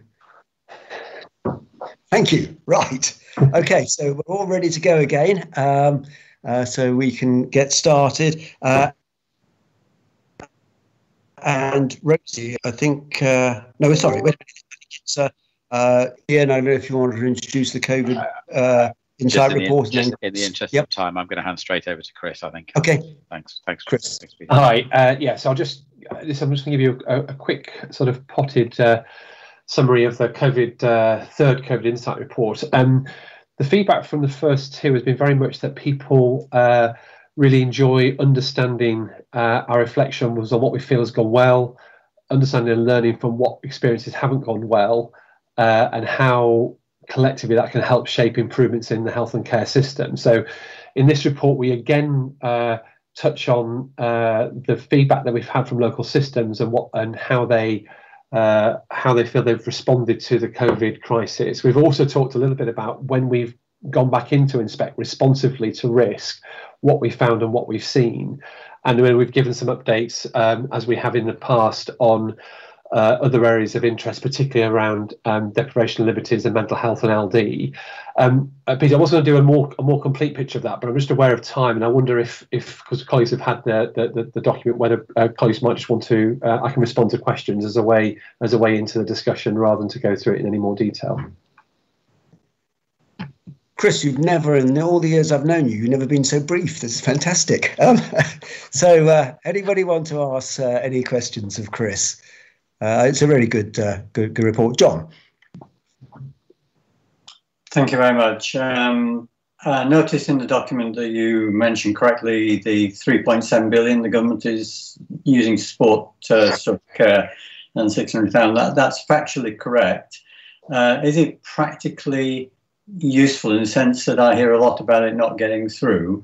And maybe a question for Kate. Secondly, what happens when it stops? Shall I go first? You want to go first? I was just going to thank John for his easy questions. I think so what we can reflect back is what we know through market oversight. So our providers that sit in market oversight, where we have regular conversations about finances, describe a mixed picture. So some of those providers talk about relationships with local communities where money was passported through very rapidly. Some talked about an automatic uplift. At the other end of the spectrum, providers have talked about having to go through long application processes, and some providers have not described at all having the money passported through that adequately meets the increased costs. So in terms of market oversight, it's a mixed picture, and I think that mixed picture reflects what the wider sector is experiencing as well, which we know through other sources. In terms of the short-term nature of the injection of money, well, I think it's a bit of welcome to the world of adult social care, where over years there are short-term injections of money, sticking a bit of a sticking plaster on a situation. But what we absolutely need now is that long-term sustainable funding solution for adult social care providers, so that they can focus on transforming and innovation and not just keeping their heads above water. I think, John, it reflects what we've tried to do is to balance what we, as you say, what we know the Department of Health and Social Care has committed to, but also, as Kate described, balance what we are hearing from providers on the ground. And I think both things are true. The challenge is, how do you turn it into a sustainable long-term investment that is required to provide a stable long-term adult social care system? And it's something we've touched on in State of Cares over the last few years. I was on a conversation yesterday with colleagues from across health and care, and if we are to see sustainable systems, we need sustainable partnerships, and that requires a sustainable future for adult social care. That's why it's in there. We recognise the investment, but we want to see that as a long-term sustainable investment that definitely reaches providers at the front line. Yeah, big topic. Robert, you wanted to come in. Thank you. Well, firstly, to say what a great report this is in bringing together this extremely useful collection of information.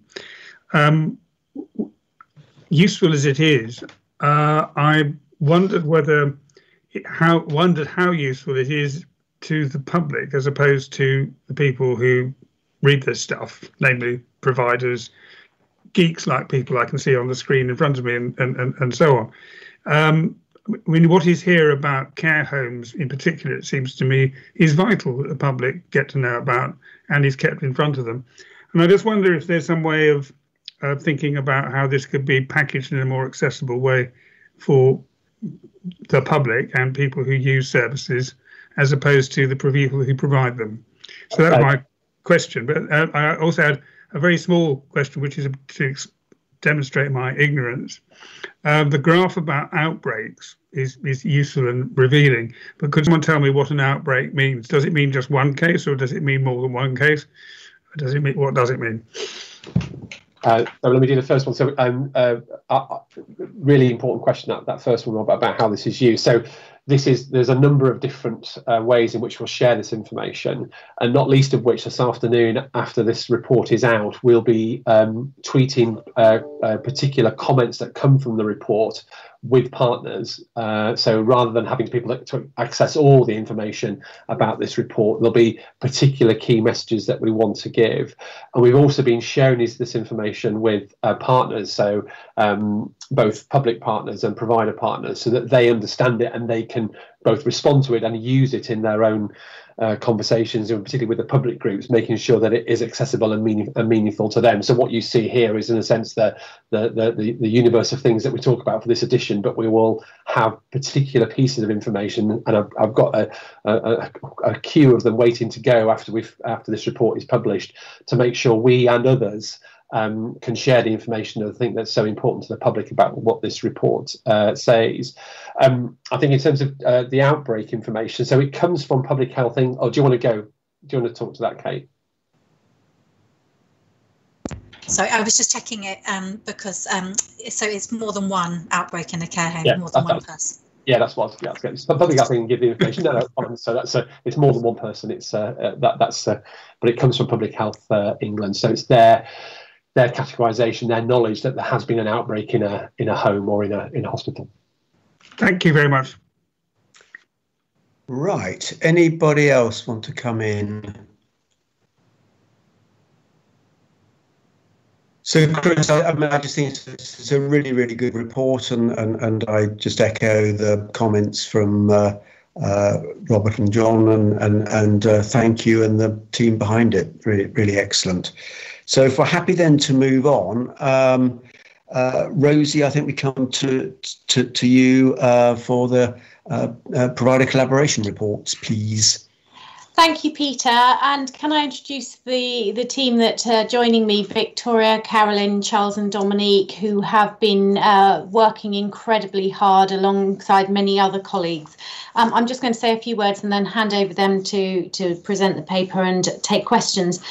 As we've talked about at this board, we know that really good quality care for people is dependent on both the care that the providers deliver within the provider, but also how that provider works with other providers to meet the needs of the person using those services, and also meet the needs of the local population.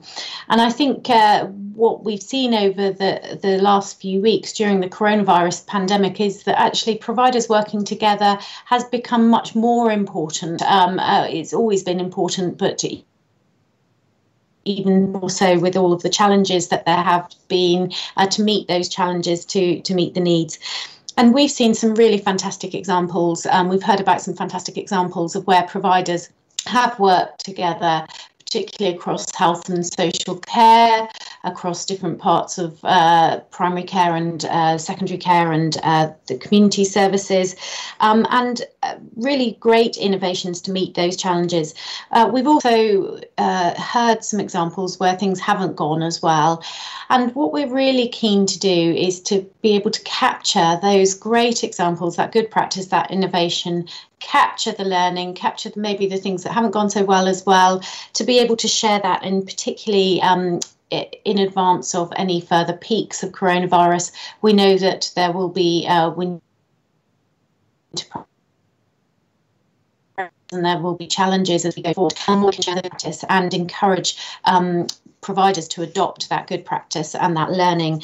We feel that that's going to have a significant impact on the future ability of a system to be able to look after people. So so that's all I wanted to say, other than there has been a very rapid piece of work done. It's very impressive, and I think, having joined one of the interviews yesterday for one of the provider collaboration reviews, I'm really excited about this, because I think the amount of information that we're going to get is going to be very rich and very beneficial. So over to you, Victoria.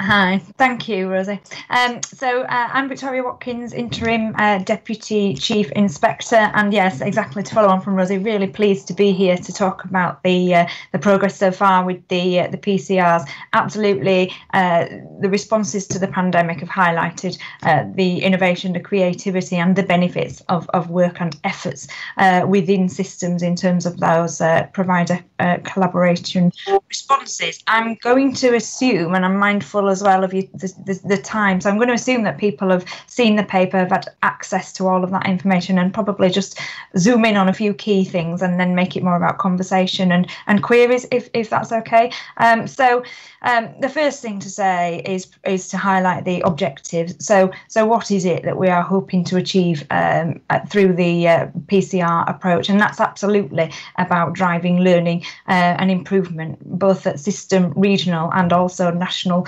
level, and that being aligned to drawing out the experiences and the outcomes of those who have accessed the health and care system within these areas and sharing that well. And we'll be sharing it at local level and national level. At local level, it will be unpublished slide packs, briefing packs back to the system, and also a summary of findings meeting with some of those senior leaders from the areas. And then at the national level, it's through the COVID insight releases and subsequently state of care. Probably important to highlight, PCRs are absolutely about connecting the data and intelligence story to the real life experiences, the efforts of those teams, staff across the organisations to work together, as well as the lived experiences of those accessing health and care. So absolutely critical in terms of the approach for our teams out on site is to hear those experiences of people who have been in and receiving care from within the system. The PCRs knit together nicely, I think, some of our ambitions, certainly immediate ambitions in terms of using our powers well, and delivering an approach that sees us function within systems, focusing here on providers, and also telling the story well to drive improvements. Also knits to our ambitions in terms of next steps. Our next steps around what comes next for our future approaches as we think about transition through to transformation in terms of what we do and what activity looks like within systems. Before I hand over to Carolyn, who is live and amidst the PCRs as we speak, to hear more about phase one, just to flag, subsequently in the paper you will have seen that the ambition is noted to be beyond this first phase focusing on 11 of the areas and the interface between health and adult social care. So what you will see there is that actually the ambition continues, that we get to all of the 43 national areas, be they ICSs or STPs, and that also we build some different focuses for the PCR approach. So I'll pause there. I'm happy to take queries and conversation after we've heard from Carolyn and more about phase one, if that's all right. Hi everybody, so Carolyn Jenkinson, I'm a head of hospital inspection, but I'm leading as head of for the PCR reviews. So we're doing 11 systems, as you know. We've kicked off this week with 2 systems, Bedfordshire Luton and Milton Keynes and Frimley Health and Care. And then we're carrying on. Our last 3 reviews will take place the week of the 3rd of August. So it's really rapid, working at extreme pace to get this delivered.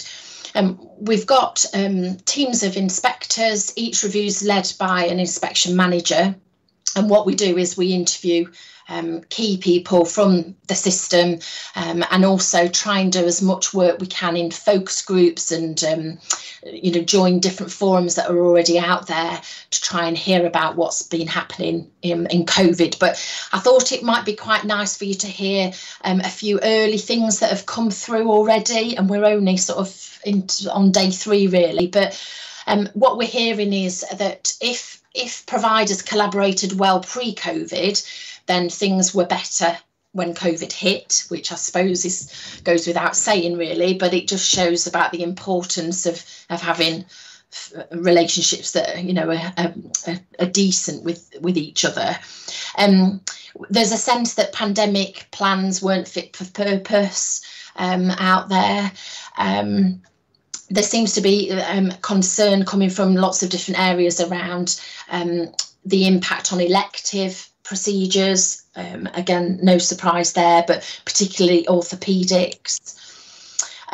What I thought was quite an interesting thing for you to hear was around some of our DCA providers. Now, obviously, this is only in one area at the minute, but they've said that whilst normally DCA providers would normally be working in competition with each other, what it meant was that competition sort of went a bit, and that they worked together better and more in partnership with each other, as opposed to being in competition. And I think we're hearing a sense that there might be a difference between how providers that are were directly commissioned got support, as opposed to those providers that weren't directly commissioned by local authorities or the NHS received support, and then there are discrepancies there. So we'll explore that a bit more. But I mean, that's only a tiny fraction of things that we've picked up already. There'll be lots and lots more information that we'll be able to glean from these. I think it's really nice to hear that we haven't met any resistance from any of the systems that we've been to. There seems to be an appetite for this, and I've heard from several different system leaders that they think that this is quite a nice opportunity for them to take stock and take a breath and actually reflect on a lot of the things that they have been doing, and just, it is nice, isn't it? Sometimes it's quite therapeutic to actually talk and share what you've been doing through a difficult time. So I'm hoping that might be useful as well. It might be psychologically useful for some of those systems. So we're progressing well, and we've got lots of support internally from CQC colleagues. So I think that's probably all I need to say at the minute, but I can open it up to questions.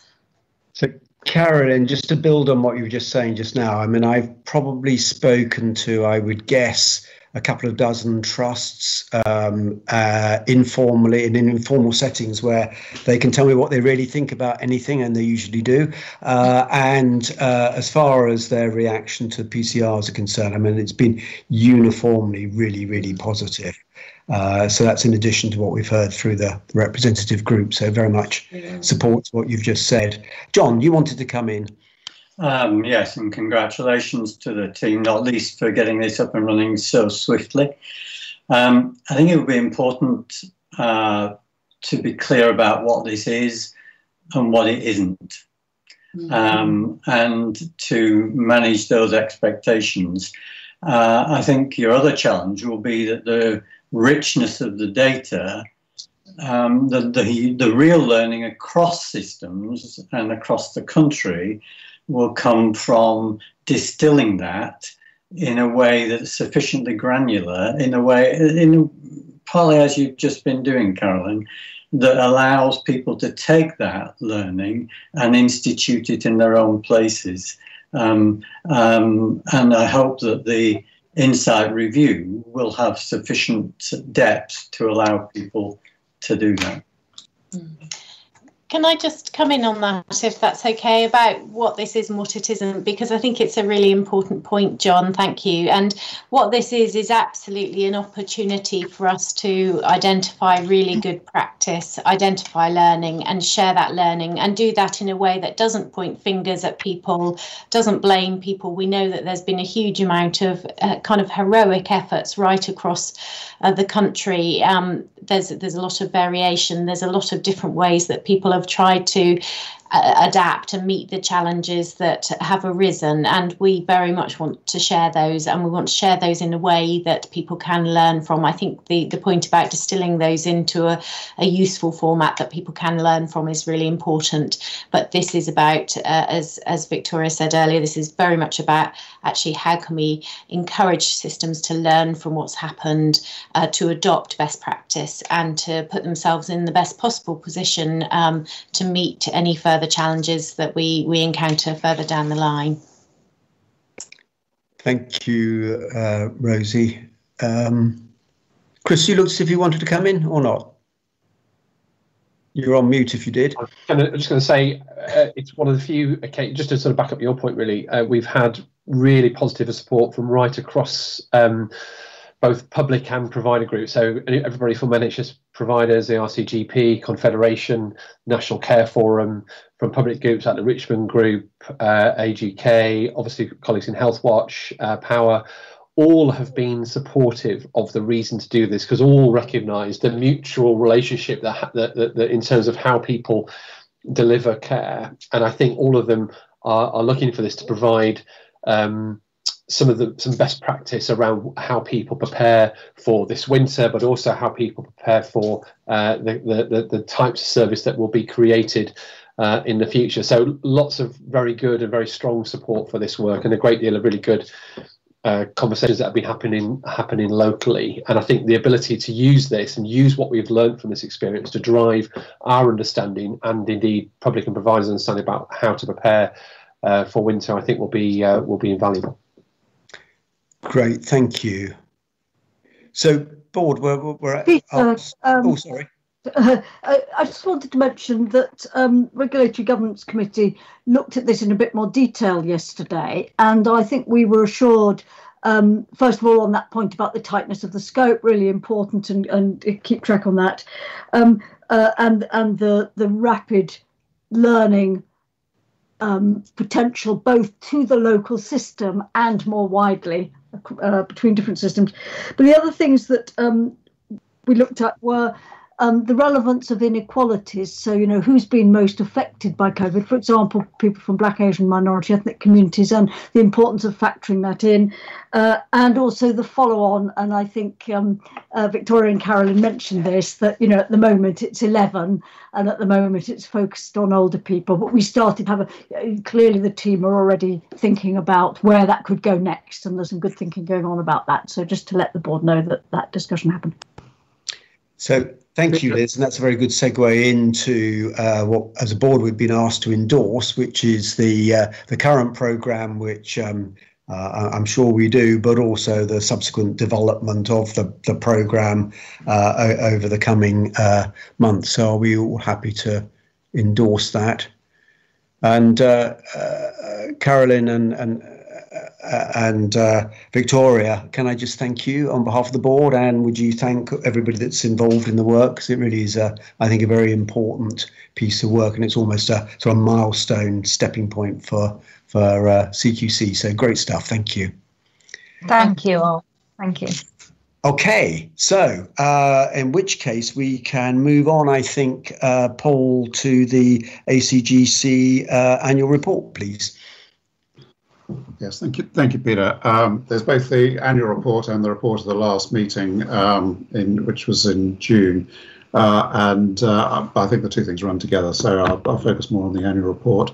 There's a note there about the timetable for actually issuing our annual reports and accounts, which we expect to happen after the recess now, which is down to a slight sort of problem with, there's no problem with the accounts, there's no problem with the audit. They're almost all complete in that respect, but there is one particular area which relies on auditors of local government pension schemes for the NAO to look at what those people have done, and that is running late because of COVID implications this time. So we weren't able to get these in before the recess, but we will be putting them in after the recess now. But a good set of accounts, we're just about ready to go. And that was a feature of what the committee looked at in June, as well as at a number of other things which are in the document. The annual report, I think, brings things together, as it says, for the year. I pick out a couple of points there. I think there's been the subgroup of ACGC spent, I think it was 7 meetings on the transformation and change programme, which I think has been very good. We have seen an enormous amount delivered over the last year in that programme, and also a considerable improvement and strengthening of the programme management within there, which has been, we're really pleased to see that happen over the year. We've got a good grip on things now. That doesn't mean to say there aren't challenges. There are lots and lots of those, but there's a much better grip on the management and the reporting and the risk management around it. On that we've highlighted that for the future, there's a need for focus on the interdependencies across the different programs, which have become more to the fore, I think, as we go forward, around delivering benefits out of that. There's much better identification of what the benefits are within the different programs and projects, but we need to deliver those and monitor the delivery of that. And around intelligence, not just the intelligence-driven enablers, which are a kind of technology aspect of it, but also how we deliver being intelligence-driven in our regulation, and that I think will come to the fore as we go through the next year. Some positive work on quality improvement, which I think is great. The team there have been great, with a lot of input from John. So John Oldham on that, which I think has actually keyed us up well and's got off into the future. Lots more to do, as I'm sure John would agree, but it's going in the right direction there, which is really good. And a little bit on the impact of COVID-19, where we've talked about the effect of how we work, but there's also been a lot of monitoring by the finance team of both the impacts on our own costs, etc., but also on potential impacts on our income over the next year. And some good processes in there, really on the ball in that respect, and monitoring that what's going forward. So we're pleased with that. So I think that probably summarises the main points that I wanted to bring out.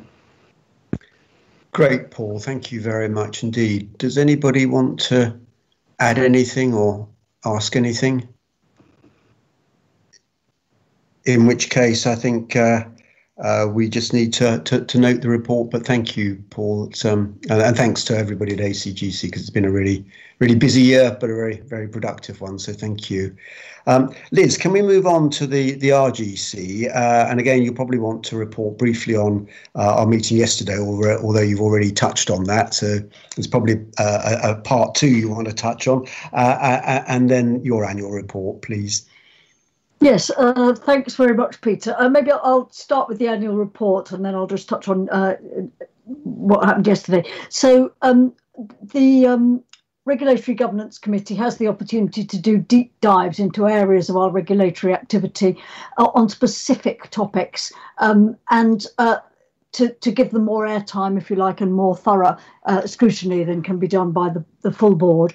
But in the course of this year, we've done 2 other things. The first was under the previous chair, Lewis Appleby, where we introduced discussions about cross-cutting issues across the whole organisation. For example, our work with people in relation to people with dementia across all inspectorates, or our work in relation to people with learning difficulties, or health inequalities. And the other thing we've done, because we're in the lead up to a new strategy, we've also done some scrutiny of plans in the development of that new strategy and the development of new regulatory methodologies. So to give you some examples of the kinds of topics that we've discussed, we've on the strategy point, we've looked at how we understand our impact, learning from academic research into the different levers that regulators have, ranging from guidance through to enforcement or using our independent voice, and how we select which of those different approaches we use to be most effective and to use the tools in our toolbox to make most difference. And I think that's been important input into the strategy. Similarly, we've looked at research and development and what's our role in gathering good research evidence, and just emphasised the huge importance of partnerships that we've developed with different academic institutions. So we do fast evidence reviews, but we work in partnership to get that greater depth and range of evidence from people with the right expertise. But then we've done these real deep dives. So to give an example, medicines optimization, so the huge challenge of medicines errors that I think we're all familiar with, and we were able to really look at that in detail, at the work that was done both in terms of our inspection and regulation, but also our work more upstream with other bodies nationally that could make a difference to the level of medication errors. We also looked at enforcement, when we use enforcement, why, on what topics, and the learning from that, and how we measure how successful we are in that enforcement activity. So and there are lots of other topics as well. And we always direct these discussions to giving assurance to the board, or in some cases to giving advice and input to the teams, who then go away and do further work, and that may be for something that comes back to the board to decision. So I think that's what we've done through the year, and we welcome input into our future plans from the board. Yesterday, well, we had the deeper dive into the PCRs that I've given the feedback on that. The other issue that we discussed was our work on the Mental Health Act, and it's a very, very important area of activity, and not one that we've looked at very recently, but I think we learnt, for example, that the second opinion Dr. SOAD system that we organise at CQC, that those second opinions in 25% of cases lead to a change in the treatment plan. So you can see at an individual level, where some of the work we're involved in makes changes happen for individuals.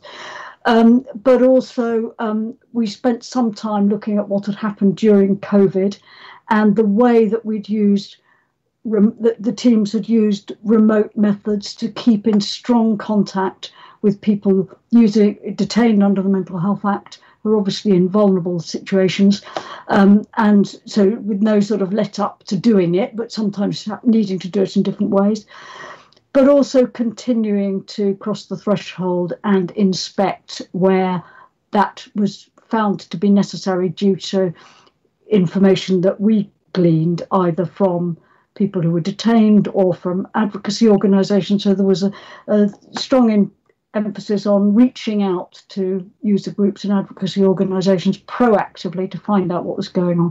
So a very important discussion on how this area of work had been handled during COVID. I think those are the key points, and more will come up in minutes.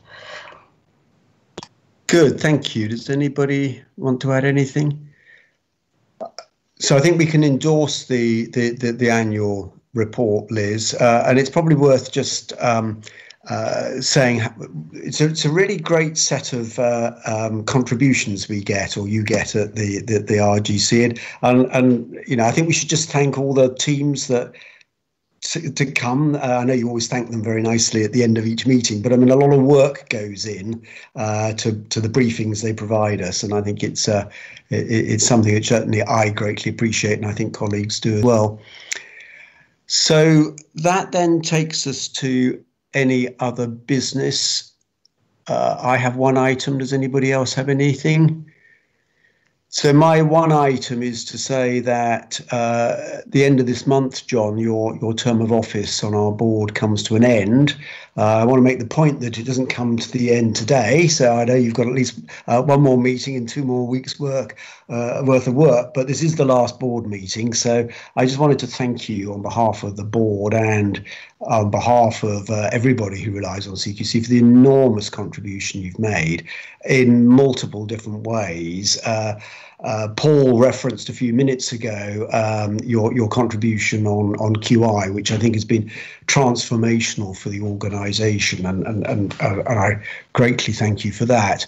But I think you just contributed in many other discussions that we've had in the board and in the subcommittees, and you've also been a huge personal supporter to me, not nudging me occasionally to do things that I might not otherwise have wanted to do or thought of doing, but also being incredibly supportive, and I personally have really valued that. So thank you very much indeed. I have a horrible feeling, John, we're going to be getting questions from a member of the public in the future on whether we're maintaining QI and other things. So I look forward to that. But thank you, my friend. Fabulous contribution, which we all greatly appreciate. And if we were actually all sitting around the boardroom table rather than just remotely, I'm sure there would be a spontaneous burst of applause, standing ovation. They are. It's happened. It's happened. Excellent, thank you. So that then concludes the formal board meeting, but we have a couple of questions from members of the public. The first is from Robin Pike, and I'll read the question out. It is, how is CQC monitoring non-COVID patient access to NHS and independent hospital treatments? Ted, I don't know whether you can just say a few words on that. Thank you, Robin, for the question. It's an important question and is a strong focus of where we are monitoring trusts at the moment. I talked earlier on about our plans for monitoring trusts, and one of the questions we're asking all organisations is, how are they restoring care for patients who have their care delayed because of the COVID pandemic? And we will be reporting back on that and sharing good practice wherever we can. The arrangements vary in different parts of the country. So in some cases, trusts are providing that care themselves. In many places, there are arrangements with the local independent hospital, and we'll be monitoring that, and of course also maintaining close working relationships with the independent hospitals. So we are keeping a close eye on that. We are also doing work nationally with NHS Improvement to explore what they are doing, so we can understand the progress that is being made. And our regional teams are working with the local regional teams from NHS Improvement in England to monitor issues with them. So we're keeping a close eye on it, and we are working very carefully with providers to help and support them provide the care in the most expedient way possible. Thank you, Ted. I hope that answers the question, Robin. Then there are three questions, in fact, from Mr. Peter Bell. The first one is, could the board comment on the references to the CQC in the recently released Cumberledge report and provide a list of actions and deadlines that the CQC has identified as a result of that report? And as the question recognises, that the report only came out, in fact, last week. So the answer is yes, we will be doing that, and there will be a feedback in the September board meeting, but it's too soon to do that today. The second question relates to an individual, and it's our long-standing practice that we do not comment on matters relating to an individual in the public board. So we will come back to you, Mr. Bell, separately on that, but we can't do it here in the open board. And then the third question is, could the board consider allowing the public to observe meetings of the board held via Microsoft Teams? And I think that's what we're doing. But I understand from a sort of supplementary that some of the other ALBs are doing it in a different way. So I'm very happy. I only got this question last night. Very happy to take away and look as if there's anything we could do differently that would be better, that didn't either adversely affect the way the board operates or add to cost. So can I just take that one away, Mr. Bell, and we'll come back to you on that as well. So that, I think, completes the questions from the public. So I think that is the end of the public session of the board. So thank you all very much indeed.